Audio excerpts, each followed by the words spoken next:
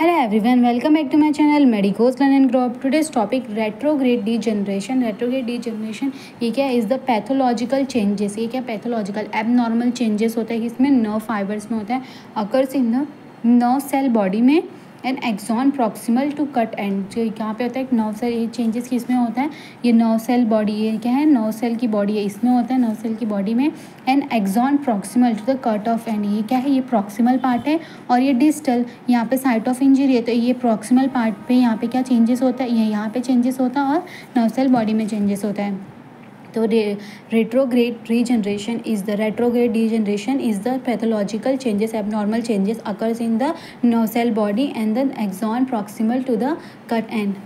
Started within the 48 hours of injury. कभी ये start हो जाएगा 48 hours of the within the 48 hours of the injury ये start हो जाएगा retrograde degeneration. Changes in nerve cell body, जो चेंजेस होता है nerve cell body में क्या क्या होता है. First, the Nissl granules disintegrate into fragment by chromatolysis. जो Nissl granules होते हैं, ये जो Nissl granules है ये यहाँ पे ये जो छोटे छोटे रेड है वो क्या Nissl granules है, वो क्या हो जाते हैं डिसइंटीग्रेटेड हो जाते हैं into the fragment by the chromatolysis के through. Golgi apparatus is disintegrated. जो गोल्जी अपैरेटस होता है सेल बॉडी में प्रेजेंट होता है वो डिसइंटीग्रेट हो जाता है. Nerve cell body swells up due to the accumulation of fluid and become round. जो नर्व सेल होता है वो कैसा हो जाता है, स्वेल्स हो जाता है, वो स्वेलिंग आ जाती है because of the accumulation of fluid and become round हो जाता है पूरा.